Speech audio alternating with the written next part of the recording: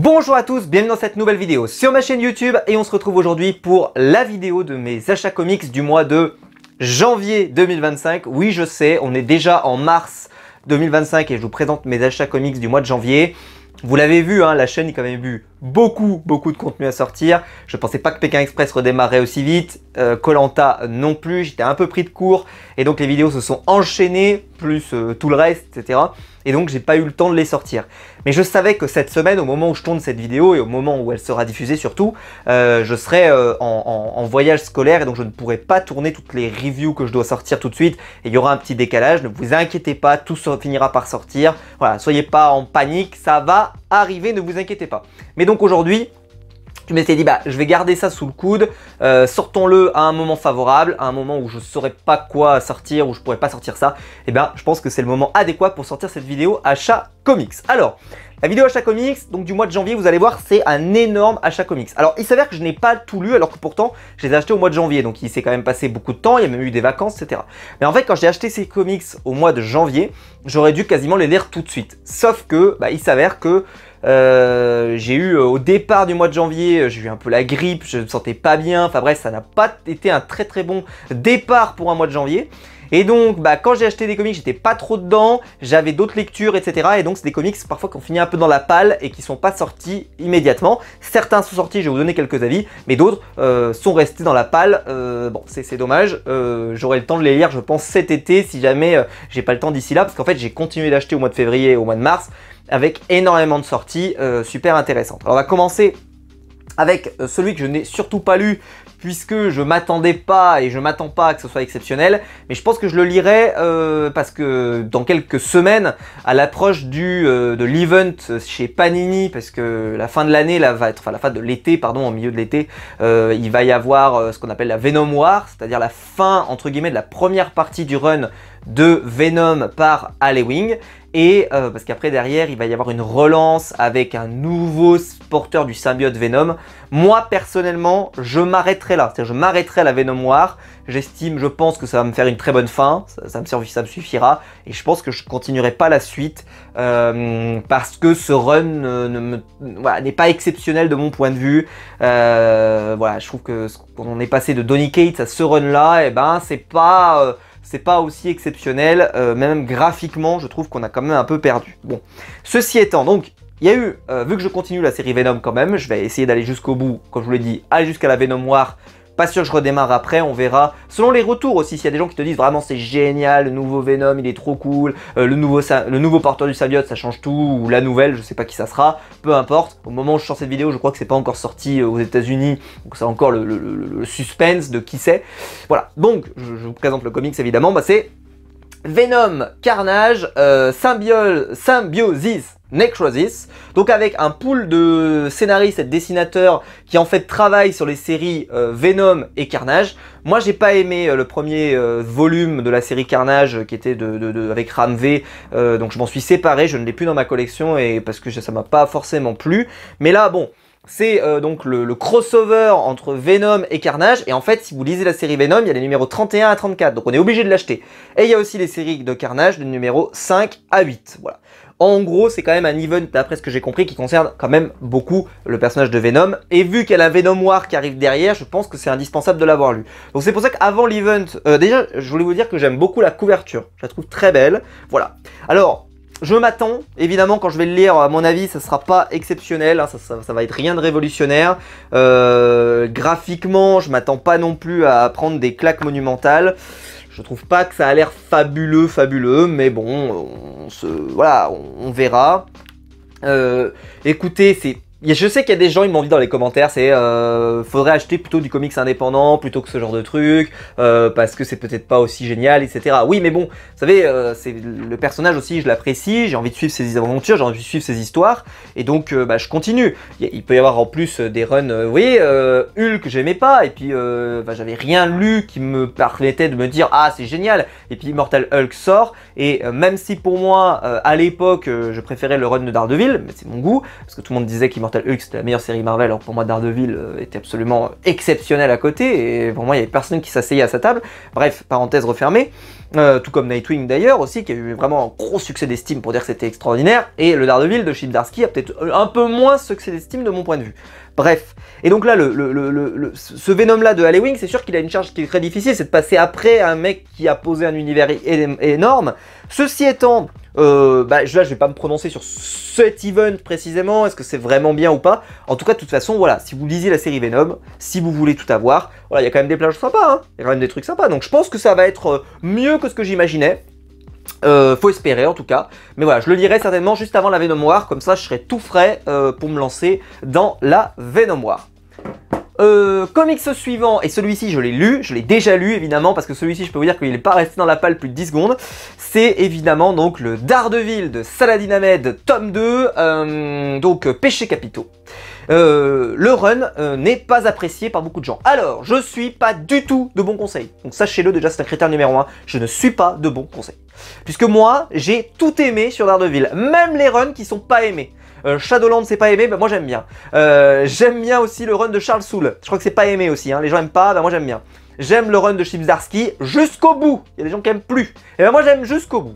J'ai aimé, bah évidemment, bon là ça fait moins débat, hein, évidemment, tout ce qui est fait par Bendis, par Brubaker, je pense qu'il n'y a pas de débat là-dessus, Frank Miller non plus, j'ai aimé Anno Santi, j'ai aimé Mark Waid, j'ai aimé les deux périodes de Mark Waid, bref, j'adore ce personnage et j'estime qu'il est extrêmement bien traité, gâté grâce au scénariste qu'on a. Alors, je le dis, donc c'est Aaron Kuder notamment au dessin, que je découvre hein, enfin, je n'avais pas forcément suivi énormément dans ses travaux précédents, c'est pas forcément un auteur que je suivais énormément.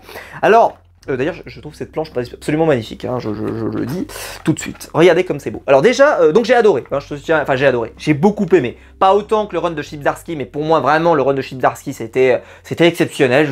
Chaque tome, je l'attendais avec une impatience, mais alors, vous imaginez pas. Alors, c'est un Daredevil qui est un peu plus... qui est moins dans la rue en fait, hein, qui est moins dans le côté urbain avec du Wilson Fisk, etc. Donc par exemple vous avez évidemment Wolverine qui va se retrouver évidemment dans Hell's Kitchen, hein, voilà. On aura aussi, vous l'avez vu sur la couverture, l'apparition de Doctor Strange. Vous avez toujours voilà, les personnages de l'univers Daredevil qui sont toujours présents. Et en fait Daredevil se retrouve, donc en plus c'est vraiment la suite du run de Chip Zdarsky, hein. Je trouve qu'il y a plein de choses qui ont été gardées et qui étaient très bonnes dans le run de Chip Zdarsky, et il a bien raison. En fait, c'est une enquête dans laquelle on sent... Ouais, je vous montre, hein, regardez, ouais, ce genre de personnage. Dans lequel, voilà, Daredevil essaye de trouver une sorte il y a une sorte de mystère autour d'une menace, voilà, qu'il y a dans la ville, etc. Alors évidemment, il y a quand même toujours tous les personnages que vous aimez. Donc là, par exemple, vous avez Bullseye, mais vous avez aussi Wilson Fisk qui fait une petite apparition, etc. Enfin, je veux dire, moi, c'est un run que j'apprécie pour le moment. Il n'y a pas encore, peut-être encore ce côté satisfaisant de voir vraiment où on va et avec cette montée en puissance. Donc ça, c'est peut-être ce qui va manquer. C'est une vision sur ce run. Où est-ce que vous nous emmenez Saladin Ahmed? Mais est-ce que c'est si grave? Peut-être pas, parce qu'on va voir si ça va venir, peut-être, tu vois. Mais on verra. En tout cas, personnellement, je trouve que le run se tient pour l'instant plutôt bien et plutôt très correct de mon point de vue. Il y a des bonnes choses, bon voilà, et il y a, comment dire ça, le run de Daredevil, moi en tout cas personnellement, ça me dérange pas de lire ça, c'est-à-dire de lire un truc un peu plus, où t'as du Wolverine, t'as des gens, on te dit qu'il y a des monstres, il va falloir en chercher, etc. Ça me choque pas outre mesure, parce que Daredevil a déjà eu ce côté un peu avec la main, etc. Là, il parle de démons, etc. Tu vois. Mais moi, je préfère le Daredevil, évidemment, hein, qui est vraiment dans la rue et qui doit affronter des gens de la base, quoi. C'est ce que je préfère. Mais ceci étant, je trouve pas que la promesse est mauvaise. Et même d'ailleurs, je pense que vu que Chip Zdarsky n'était pas parti vraiment sur cet axe-là, il est plutôt parti sur autre chose, je trouve que c'est pas si mal, pour pas subir la comparaison, de partir sur autre chose. Bref, honnêtement, c'est toujours une série que j'aime beaucoup. Alors c'est moins bien que Chip Zdarsky, ça c'est vrai, mais ça reste toujours une excellente série. Je veux dire, il y a beaucoup de séries de super-héros qui sortent chez des gens qui ne sont pas de ce niveau, hein, faut être honnête, hein. Voilà. Bon. En tout cas, j'ai bien aimé, et c'est correct. Bon. On passe chez Urban. Alors Urban a terminé. Attendez avant que je démarre.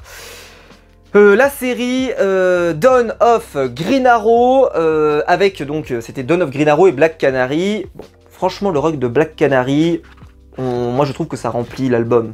Je trouve pas que ce soit fabuleux. Franchement je suis assez circonspect. Alors, attendez, je vais vous montrer. Voilà, c'est les Birds of Prey. Voilà. Et les Birds of Prey, je sais pas, je trouve pas que ce soit exceptionnel.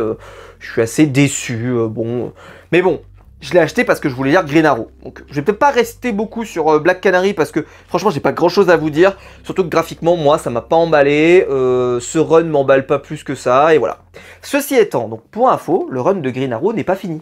Voilà, c'est pas fini. Et derrière, il y a eu un relaunch et c'est reparti avec, voilà, avec la suite. Et je pense que ce run-là, nous ne l'aurons absolument jamais en VF. Moi, j'en suis persuadé, on l'aura pas.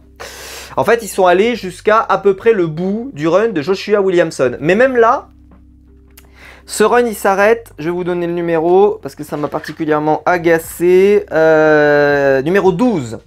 Alors que le run de Joshua Williamson, je crois qu'il s'arrête au 17 ou au 18, quelque chose comme ça, hein. Un truc du style. Donc moi j'ai bien aimé le run de Green Arrow par Joshua Williamson, c'est un auteur que j'aime beaucoup. Ce que j'aime bien, c'est que là, il est un peu revenu, parce que dans le premier volume, pour ceux qui se souviennent, il était un peu parti dans l'espace et tout. Alors moi, c'est pas forcément voilà, dans des univers, c'est un peu comme Daredevil. Moi j'aime bien quand ils sont vraiment avec... sur Terre, quoi, voilà.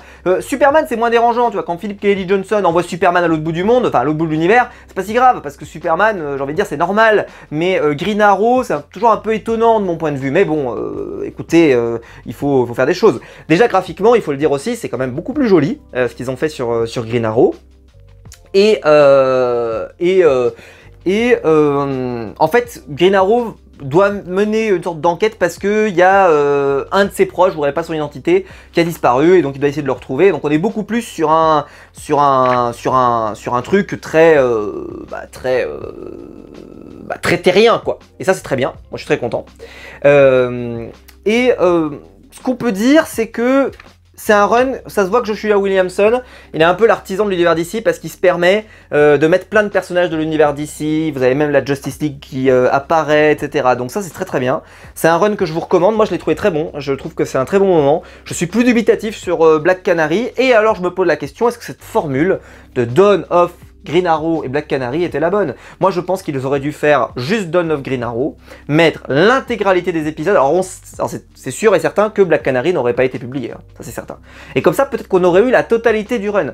Alors pour info, les épisodes qui manquent, si vous vous demandez, en fait il y a des épisodes qui sont en crossover avec Absolute Power. Bon, ok, mais il va quand même manquer de 2-3 bricoles, il me semble, hein. Donc on verra, et puis je m'attends à ne pas avoir la suite.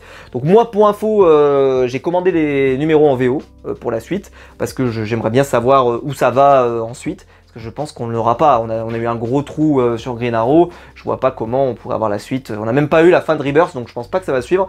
Je pense que c'est l'auteur, là, c'est Joshua Williamson, vu que c'est l'artisan de l'univers d'ici, ils l'ont proposé, mais sinon on n'aura peut-être pas la suite, c'est dommage. Bon, c'est comme ça. Ensuite, Absolute Power, tome 1, il y aura 3 volumes. Alors, je vais vous montrer... Alors, déjà, bon, revenons là-dessus. Cette idée de faire 3 volumes, qu'est-ce que j'en pense? J'en pense que ça veut dire que ça va être bourré de tie-in. Il y aura tous les tie-in d'Absolute Power. Ce que j'expliquais sur Green Arrow, on peut s'attendre à qu'ils soient tous fourgués là-dedans. Et plein d'autres tie-in, parce qu'il y a des tie-in dans partout, dans toutes les séries, etc. Bon, ok. Mais ça veut dire que si vous voulez l'histoire principale, vous pouvez même pas vous dire, je prends juste le tome 1 chez l'histoire principale, et le reste, dans le tome 2, par exemple, s'il pourrait y avoir tous les tie-in. Non, non, c'est... parce qu'aux États-Unis, par exemple, ils sortent souvent le volume Absolute Power, juste avec l'event, parfois avec 1 ou 2 tie-in si vraiment ils sont indispensables à l'histoire, mais le reste, c'est vraiment du bonus, et ça peut être mis dans un omnibus à côté, ou alors sortir en omnibus, etc. Bon. Moi, je me serais peut-être contenté sur un event comme Absolute Power, d'avoir juste Absolute Power. Et peut-être Green Arrow, si ça avait été publié dans le run de Joshua Williamson, ça aurait peut-être pas été si grave. Mais bon. Donc là, par exemple, je vais vous montrer. Donc vous avez, hop, Absolute Power spécial numéro 1, Absolute Power Ground 0, Absolute Power 1 et 2, Batman 150, Absolute Power Task Force 7, 1 à 3, Green Arrow, c'est ce que je vous expliquais, 13 et 14, Green Lantern numéro 13, Wonder Woman numéro 11 et le Superman numéro 16. Donc vous voyez, c'est vraiment encastré dans plein de séries. Alors moi, je suis même pas ce qui se passe dans Green Lantern, donc bon, ça m'a pas empêché, je vous rassure, de véritablement comprendre à peu près ce qui se passe, mais parce que les tie-in, des fois, franchement, tu les lis, tu sais pas s'ils sont indispensables à l'histoire. Et je vais spoiler tout de suite, moi j'ai trouvé que ça a été très long à lire, Absolute Power. Alors, en fait, c'est un event, donc bon, ben voilà, qui va mettre en avant le personnage d'Amanda Waller qu'on avait déjà vu moi dans un comic que j'avais bien aimé mais qui n'a pas été aimé par beaucoup de gens, c'était le Justice League versus Suicide Squad, qui pour moi avait un concept intéressant, même si je sais qu'il a déçu pour son scénario par beaucoup de gens, mais moi je l'avais trouvé le concept intéressant, avec une petite surprise à la fin, avec des petits rebondissements, c'était intéressant parce que c'était pas la Justice League contre la Suicide Squad, c'était Justice League contre une Suicide Squad, notamment l'apparition de Lobo était plutôt satisfaisante, enfin voilà, il se passait pas mal de choses. Bon. Déjà, si on pose la question, est-ce qu'Absolute Power c'est hyper accessible? Moi je trouve non, c'est pas du tout accessible. Je pense qu'il faut vraiment être dans l'univers d'ici pour vraiment prendre son pied parce que c'est bourré de trucs. Mais vraiment c'est bourré de trucs. Alors ça va être le teasing de l'univers Absolute. Mais en vrai, je pense, sincèrement, hein, je pense que ça va servir à rien. Je pense que vous pouvez commencer avec Absolute Batman tome 1, Absolute Wonder Woman tome 1, Absolute Superman tome 1, sans avoir lu ça. Je pense pas que vous allez être paumé. Et même s'il manquait des infos, mettons qu'il en manque. Vous lisez l'édito au départ. Urban, ils font toujours un édito qui t'explique les choses, il te dit voilà ce qui s'est passé, etc. Vous le lisez. Si ça, vous avez trouvé ça vraiment intéressant, bah, tu vas le lire, limite. Mais tu pars de cette base, tu estimes que cette base est vraie et qu'elle est vraie, et tu pars avec ça. Franchement, en plus chacun, c'est pas comme si l'univers, enfin voilà, il va y avoir Scott Snyder, c'est son truc, etc. Donc voilà, je suis pas surpris. Bon, voilà que ça continue. Bon, mais ceci étant, ce Absolute Power m'a sorti de ma zone de confort parce que je ne m'attendais pas forcément à lire ça. Et parce que, bah, en fait, vous savez que dans la période Infinite, la Justice League est plus en avant, hein, c'est les Teen Titans, etc. Donc voilà, c'était quand même intéressant de voir ça, il n'y a pas de souci, voilà. Et il y a un peu ce côté, les méta-humains, on n'en veut plus, enfin, en tout cas Amanda Waller essaye de faire en sorte que les méta-humains, un peu, voilà, comme dans Justice League vs Suicide Squad, c'est-à-dire ils sont dangereux, je les contrôle pas, ça me fait chier, moi je veux les contrôler, et donc elle fout le bazar.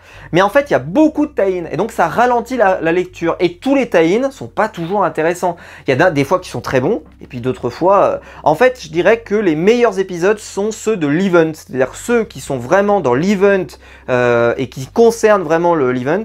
Là, oui, mais alors si c'est pour faire des tie-in, je trouve que tous les tie-in sont pas fabuleux.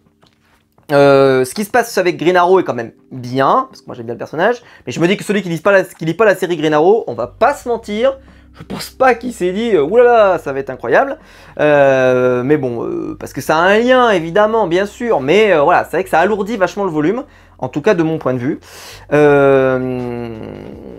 Notamment, alors moi la Task Force là, j'ai pas trouvé ça particulièrement incroyable. Bon, ça se lit, tu vois, mais voilà. Mais en fait, les meilleurs épisodes sont les épisodes qui concernent l'event plus précisément, si vous voyez ce que je veux dire. C'est-à-dire que dès que ça sort un peu de l'event, c'est moins intéressant. Après, voilà, moi j'aime bien les épisodes de Green Arrow, mais parce que j'aime beaucoup le personnage, donc forcément ça a joué. Bon, à vous de voir. C'est Mark Waid et Dan Mora. Je trouve qu'il y a de l'ambition quand même derrière cette histoire, donc j'ai hâte de lire le tome 2 et le tome 3. Mais c'est vrai que ça va coûter très cher quand même. Voilà. Moi j'aurais préféré qu'il fasse peut-être un volume où tu as tout l'event, et puis après un deuxième volume, un peu épais, mais c'est pas grave, où tu mets tous les tie-in, tu mets plein de trucs. Limite tu peux en laisser quelques-uns, ceux qui sont vraiment indispensables à l'histoire. Mais il y en a plein, je les trouve pas si indispensables que ça, et je pense que sur la totalité des volumes, ça va se voir. Bon, écoutez, en tout cas c'est marrant de voir les méta-humains un peu pourchassés, un peu en danger, etc. C'est sympa. J'aime bien l'idée de ce comic, j'aime bien l'ambition, c'est juste que voilà, c'est un peu... je pense qu'en vrai, ceux qui ont acheté une édition américaine ou peut-être juste Absolute Power, je pense qu'ils auront une expérience qui sera bien meilleure que nous avec tous les tie-in. Je comprends le complétisme, hein, je comprends, mais je suis pas certain que ça soit un si grand atout. Vous voyez, par exemple, moi j'ai Final Crisis dans ma bibliothèque, Et j'ai acheté que le tome 3, j'ai juste la fin de Final Crisis, j'ai pas la totalité. Et parce qu'en fait, dans Final Crisis tome 3, vous avez l'event en entier. Il vous manque rien.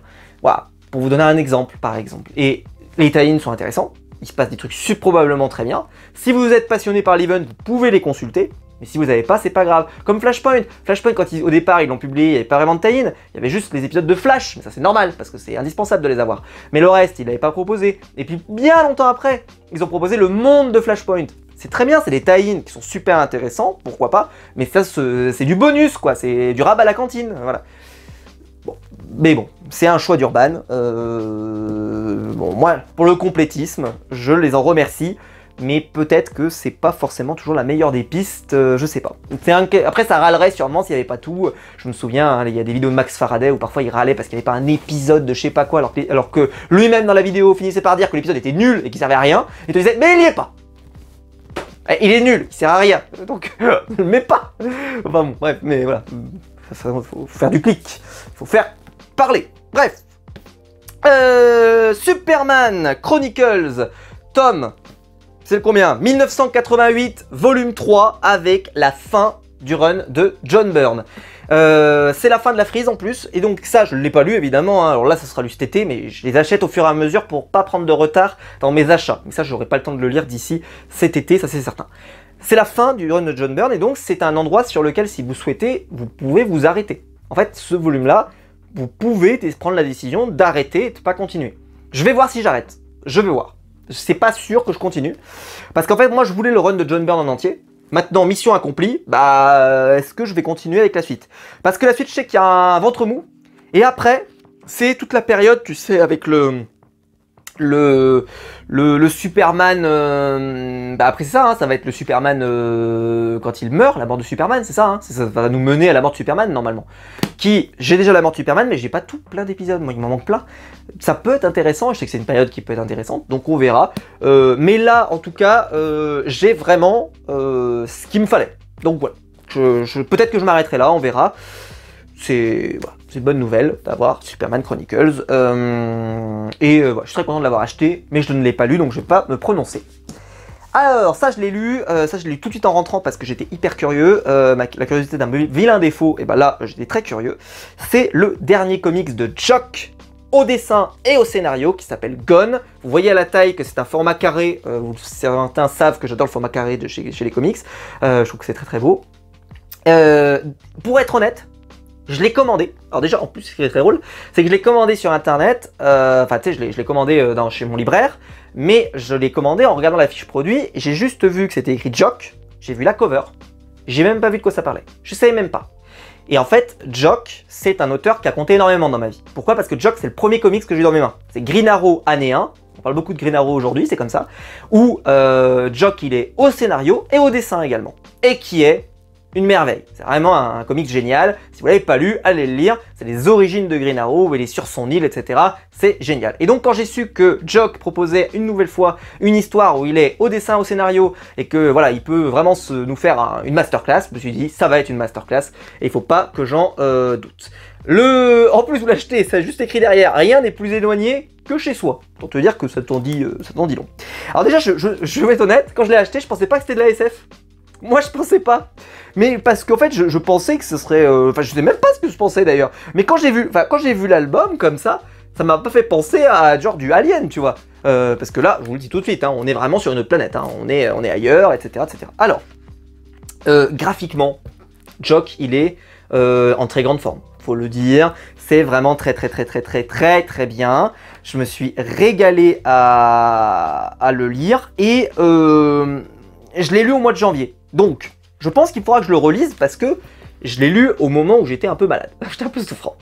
Mais j'ai passé un excellent moment devant. Et en plus, voilà, je luttais contre la maladie.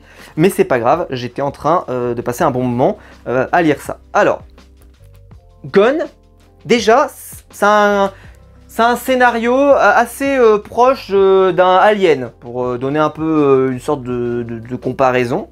Et c'est un comics très humain. C'est-à-dire que, pareil, si vous voyez la couverture, tu vois que tu as un seul personnage en couverture, tu te dis tiens, bizarre, est-ce que ça va être un truc assez solitaire? Est-ce que... Non, c'est un truc où, voilà, vous avez plein de personnages, il y a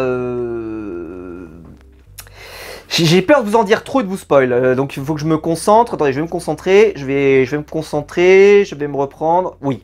En gros, le personnage qu'on va suivre, parce que je ne pourrais pas trop vous en dire, le personnage qu'on va suivre va, lors de son parcours, retrouver parfois des personnes qu'elle a rencontrées dans sa vie, etc. Et il va se passer plein de choses, pour dire ça très simplement. Et c'est un comics qui va à 200 à l'heure. T'as pas trop le temps de te poser parce que ça va vite et surtout ça se lit assez bien. C'est-à-dire que les dialogues sont assez punchy, des fois même ils s'insultent de tous les noms, etc. Tu vois, ça va assez loin. C'est très beau. Je l'ai dit déjà, mais je le répète, c'est vraiment très beau. Et je trouve que le personnage principal est déterminé, a beaucoup de caractère, a beaucoup d'épaisseur. C'est un personnage intéressant. Je vais pas trop vous en dire pour pas trop vous spoil, tu vois, mais ça je peux pas vous montrer par exemple, ça veut pas que je vous le montre, donc voilà, je vais pas montrer ça parce que c'était quand même important, donc je vais retourner au départ de l'album. Mais voilà, et en fait, vous avez, je sais pas ce que je pourrais vous montrer, qui est une jolie planche. Une belle planche de Jock dans une très grande forme, parce qu'il y a souvent des très gros plans. Ça c'est plutôt joli, je sais pas si je l'avais montré, enfin voilà. Et je veux pas trop vous en dire. Moi je l'ai vraiment acheté pour la promesse du dessin, et la promesse du dessin a été tenue. Le scénario est bon, c'est peut-être pas le chef-d'œuvre de l'année, il faudrait que j'y réfléchisse. Je pense qu'avec le temps, je vais y réfléchir, je vais faire monter, etc. Et peut-être que plus je vais y repenser, plus je vais me dire que c'est bien. Parce que vraiment, j'ai passé un excellent moment devant. Pourtant, la SF, comme ça, sur le comics, c'est pas forcément le truc principal que je lis. Vous voyez, j'en représente assez peu dans mes achats comics. Et ben, c'est pas grave, j'ai absolument adoré. Et je suis trop... Enfin, je suis trop content de l'avoir acheté. Je sais pas si c'est un succès ou pas, j'en ai aucune espèce d'idée. Mais en tout cas, si vous êtes passé à côté, je vous le conseille largement. Alors, au mois de janvier, il y avait eu, je crois que c'était fin décembre, je crois, ou c'était en janvier, c'était quelque part par là, il y avait les First Print Awards, pour ceux qui avaient suivi ça. C'était en gros des récompenses comics faites par un site First Print. Bon, il y a eu plein de gens qui ont pu participer, des gens de la sphère comics, etc., même des influenceurs comics, etc. Ils ont essayé de faire un peu le buzz et tout, et bravo à eux. Donc ils ont récompensé des comics, etc. Et il faut le savoir, il y a un comics qui a été récompensé par la Fnac, qui a été récompensé par les Comics Awards, bref, qui a été récompensé un peu partout. C'est celui-ci, c'est Au Dedans par Will McPhail, et je vais le dire tout de suite, donc chez 404 graphiques, je ne l'ai pas lu. Je vais vous expliquer pourquoi. Je l'ai acheté, hein, parce que j'ai dit je vais le lire, je ne veux pas mourir bête. Mais je l'avais déjà vu ce comics. Je vais vous montrer pourquoi. Voilà, ça c'est le dedans. Le livre est joli à l'extérieur, hein. Mais alors, dedans, c'est... Mais à ce qui paraît, c'est incroyable, hein. Tous les gens qui le lisent. Et tu vois, la Fnac, les Comics Awards, tu peux te dire que c'est pas vraiment le même public, parce que la Fnac, c'est vraiment la BD au sens large, et les Comics Awards, il y a dedans des comics de super-héros, avec des dessinateurs comme du Jim Lee, du Scott Snyder, enfin pas du Scott Snyder au scénario, au dessin, pardon, vous savez, du Tony Daniel, etc. Là, ça ressemble pas à ça, on va pas se mentir, ça ressemble pas à ça. C'est... Enfin, je veux dire, je ne sais pas pourquoi c'est aussi génial, donc j'arrive pas à savoir. Donc demandez-le-moi dans les commentaires. Hypez-moi encore plus pour que je le découvre, parce que mais ça me ressemble pas du tout de lire ça, quoi. Mais qui va lire ça, quoi? Eh ben moi. Mais je vais me forcer, hein. Je pense que je vais me forcer. Et peut-être je vais lancer l'impulsion. Et une fois que je l'aurai démarré, je vais le lire en une traite parce que si je le pose, je le redémarrerai jamais. Donc là, pour l'instant, j'étais pas dedans, j'ai eu pas mal de travail, j'avais des choses à faire, etc. Donc c'était pas si facile. Mais ça, le jour où je vais m'y mettre, je vais me plonger dedans. Et ça va être exceptionnel. Je l'espère, ça va être exceptionnel. Mais c'est vrai que quand je vois ça, regardez, et les planches sont toutes comme ça. Hein. Il n'y a pas genre, voilà, non, c'est vraiment comme ça. Bon, voilà. Mais bon, 404 a eu vraiment voilà, des récompenses partout. Ils ont tous dit que c'était génial. Je peux pas être le seul à pas aimer, donc il va falloir que j'aime, donc je vais essayer. Voilà. C'est vrai qu'on pas aimé, mettez-le moi dans les commentaires, ça m'intéresse aussi, mais voilà, je l'ai acheté, vraiment là le matraquage, parce qu'il a tellement gagné de trucs que ça veut dire que ça doit être génial. Mais franchement, mais je le remontre, mais regardez, je vous montre n'importe quelle page, ça mais je ne souhaite pas lire ça, je veux pas lire ça moi. Mais bon, ça valait quand même 26,50 €. J'espère que c'est bien. Mais voilà, pour l'instant, alors lui il va rester dans ma palle, mais c'est ce que je vous dis, le jour où je le démarre, c'est vraiment, je l'aurais décidé. Je serai un jour comme ça là, je vais faire Maxime, tu lis ça et tu essaies de comprendre pourquoi c'est un chef-d'œuvre. Si tu sors de là et que c'est pas un chef-d'œuvre, putain, je vais les dérouiller. Je vais dérouiller tous les gens. La Fnac, les Force Print, les machins, je vais dérouiller tout le monde. Pas possible. Sans déconner, 26,50 €. J'espère que c'est bien. Si c'est pas bien, putain, je râle. Je râle déjà, je l'ai même pas lu. Non mais sans déconner, putain, graphiquement, oh, c'est pas que c'est moche, c'est juste que c'est pas pour moi quoi. Normalement c'est pas pour moi, mais il a été récompensé par des gens et je l'ai vu aussi parler sur des chaînes chez des gens qui lisent des trucs qui sont quand même très différents ou qui lisent justement du comics comme moi je lis. Donc je me dis ça doit être forcément exceptionnel. Bon. Dernier comics que j'ai acheté, en fait je l'ai acheté après Noël, donc je l'ai présenté après Noël, et c'est pour ça que je l'ai pas mis dans ma vidéo de Noël. C'est donc, parce que je crois que je l'avais pas mis, donc si je l'avais mis, voilà, je tenais à le dire, mais enfin je tenais quand même à le présenter, puisque je crois que maintenant il est plus dispo, alors si vous le cherchez, bon courage, mais en tout cas si vous l'avez, gardez-le précieusement. Je suis un très grand fan pardon, de la carte au trésor, de l'île au trésor, excusez-moi, d'un coup le lapsus, et j'aime beaucoup le personnage de John Silver, et en fait j'avais vu cet album qui est une édition intégrale de Lone John Silver de Mathieu Laufray et Xavier d'Horizon, qui est une édition, je me suis dit, si je dois en prendre une, et une seule dans ma vie, ce sera celle-là, qui est une édition intégrale sur le personnage de John Silver, qui est un pirate légendaire, un pirate que j'adore. J'ai adoré travailler sur l'île au trésor quand je travaillais au collège, je l'avais lu avec mes élèves et j'avais adoré. Je m'étais fait autant plaisir moi à lire ça que les élèves en question. Vraiment, j'avais pris un kiff monumental. Pourtant c'est un vieux livre et tu vois, ça fait peut-être pas rêver les gens, mais honnêtement, il est hyper efficace parce qu'il se passe plein de trucs, il y a plein de retournements, enfin c'est vraiment génial. Même si l'histoire est très connue. Il y a même un Disney qui existe sur l'île au trésor qui se déroule dans l'espace, qui s'appelle La Planète au Trésor. Pareil, un Disney sous-coté, je l'adore ce Disney. Et j'en avais montré les extraits à mes élèves pour qu'on voit en fait la différence entre ce qu'on avait dans le roman et ce qu'on avait à l'écran pour voir ce qu'ils avaient gardé, ce qu'ils n'avaient pas gardé. Enfin bref, là je fais mon prof, mais c'est pour vous dire que j'avais vraiment adoré. Et donc quand j'ai appris que ce volume-là ressortait, puisque je crois qu'il y a 4 tomes dans l'édition normale, c'est magnifique. Hein. C'est magnifique. Mais bon, comme vous l'avez compris, je pense, je ne l'ai pas encore lu. Ouais, je ne l'ai pas encore lu, je l'ai acheté, je voulais l'avoir. Mais parce que en fait j'avais peur qu'il ne soit plus disponible. Et spoiler, ma peur est raisonnable puisque j'ai vu qu'il est, je crois, il est plus dispo nulle part. Donc voilà. Vous pouvez l'acheter quand même en édition simple, mais c'est vrai que le bel objet avec la belle couverture, le beau livre et tout, je suis content de l'avoir dans cette édition. Je sais pas si ce sera l'édition définitive de chez Dargo, mais en tout cas c'est très beau. Hein. Si vous aimez les pirates, si vous aimez ça, voilà, comme moi, voilà. J'aime beaucoup et donc je sais que c'est un chef-d'œuvre. Hein. Vraiment, c'est un comics, c'est un BD, pardon, excusez-moi, exceptionnel. Je voulais quand même vous la mettre dans cette vidéo, même si c'est mes achats comics, mais je voulais vous la mettre parce que c'est, je trouve que l'effet qu'ils ont fait, le bouquin est magnifique, c'est très beau. Bravo Dargo, vous avez fait un super travail, donc je vous applaudis chaleureusement. Vous avez très bien travaillé. Voilà. Comme vous pouvez le voir, donc un énorme achat comics du mois de janvier. J'espère en tout cas que ça vous aura plu, j'espère que ça vous aura intéressé. Nous en tout cas, dites-moi dans les commentaires s'il y a des comics là-dedans que vous avez lus ou des BD que vous avez lus. Qu'est-ce que vous aviez lu au mois de janvier? Enfin, ça fait un peu loin, etc. On va essayer que la vidéo du mois de février, elle sorte assez vite après celle-là. On va essayer, je vous promets, et après de rattraper pour qu'on arrive au mois de mars, que je puisse la sortir en avril, etc. Voilà, on va essayer de rattraper un peu le retard. Voilà, mais trop de programmes tue le programme. Je pensais pas que ça s'enchaînerait, les Pékin, les Top Chef, les Koh-Lanta, les traîtres, n'en donnez plus. Voilà, à un moment donné, je peux pas me dédoubler. Hein, j'ai un travail, je sais pas comment on peut faire. Donc voilà, mais vous inquiétez pas, j'achète toujours des trucs. Voilà, c'est juste que Suivez-moi sur Instagram, des fois je partage des fois ce que j'achète et tout, donc suivez-moi sur Insta si vous voulez en savoir plus, hein. Mais voilà, je fais de mon mieux, voilà. Mais dites-moi tout ça dans les commentaires, ça m'intéresse chaleureusement. Je vous attends en commentaire, vous pouvez liker cette vidéo, vous pouvez la partager, vous pouvez vous abonner. Voilà, on est sur la route des 21 000 abonnés, je sais pas où on en sera à ce moment-là, mais en tout cas allez-y, abonnez-vous, franchement faites-moi rêver. Et puis voilà, j'espère que la vidéo n'aura pas été trop longue, mais il y avait plein de trucs. On se retrouve très vite de toute façon nous pour plein de vidéos sur cette chaîne YouTube. Ciao!